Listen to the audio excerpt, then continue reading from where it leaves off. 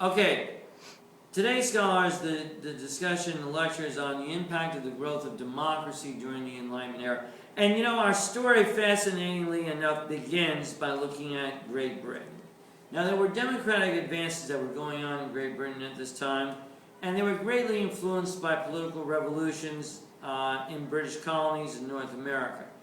We've already mentioned some of the political philosophers, but I want to sort of like go over them again. We get the social contract theorists, and of course with that we turn to John Locke and his writings. Now, John Locke was responsible for an essay concerning human understanding and the first and second treatise of civil government. What Locke basically said is that people are born with a tabula rasa, or a blank slate, and within this blank slate they are born into the state of nature. To keep order within the state of nature, we need laws or social conventions governing behavior within the state. And with that, we get a social contract between the government and the governed, i.e. the government has certain rights and responsibilities, and likewise so does the individual. And like with any contract, if one of the parties of the contract breaks it, all deals in terms of the contract are off. Well, the idea here is there's this cooperative state, and the state gives rights to individuals. Individuals are responsible to fulfill certain duties and roles required of the state in order for the state to properly function.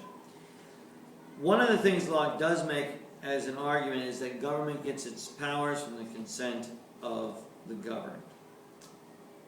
Okay, now, so as we look at the Enlightenment era, we notice that there are four fundamental important points that need to be raised. First off, the Enlightenment period is occurring during the Age of Reason. This Age of Reason was an intellectual movement that occurred in the 17th and 18th century, and its emphasis was on scientific progress and laws. It is here where we see the growth of political philosophy and writers who respond to the political, social, and economic dynamics of the day. We also see Adam Smith. Adam Smith wrote the economic piece called The Wealth of Nations. And he wrote it coincidentally in 1776. Now, this economic piece greatly influenced the founding of our nation. He argues that people should be free to conduct business without governmental interference, and thus ushered in the age that we know as capitalism. Now, Smith was doing this in 1776, which, like I said earlier, coincidentally is the same year that T.J. or Thomas Jefferson was writing the political piece, i.e. the Declaration of Independence, which we will talk about at a subsequent lecture.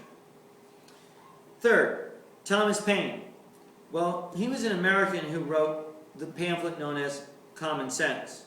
Now, Common Sense claimed it was the right and natural right for American colonists to revolt if the terms of the social contract were violated. Fourth, Enlightenment had a concern with natural rights. Now let's turn to some of the democratic advancements really quickly and their significance during the development of democracy. Let's turn first to the Petition of Rights, which came about in 1628. Okay, that document, basically the significance was that Parliament was consent and required to impose its approval on taxes. King could not imprison someone without a trial. Under the Habeas Corpus Act of 1679, arrested individuals had the right to know the charges against them, to be brought before a judge, and to be given a fair and impartial chance to defend themselves. Okay, third, let's look at the Bill of Rights. Now, the Bill of Rights, please don't get confused, is the English Bill of Rights. The American Bill of Rights came out in 1791. The Bill of Rights in Great Britain came out in 1669. All right, so going back to the English Bill of Rights. It strictly limited the power of the monarch in areas such as levying taxes, maintaining an army, and interfering with the affairs of Parliament. Also guaranteed basic civil liberties to the people. The Toleration Act of 1689 allowed the freedom of worship. Political parties evolved in Great Britain. 2 political parties emerged, each with members having common backgrounds, interests, and goals. These 2 parties were originally known as the Tories, which were the conservatives, and the Whigs, which were the liberals. And finally, England introduced the cabinet system. The cabinet consisted of members of Parliament who became advisors and ministers originally to William and Mary during the Glorious Revolution. Now, I already mentioned Montesquieu and Locke. There are 3 additional writers of the Enlightenment period that I do want to mention quickly and tell you what they wrote about. Voltaire. Voltaire lived from 1694 to 1778. And you'll notice how clustered these dates are around the founding of our nation. Okay, Voltaire wrote Letters Concerning the English.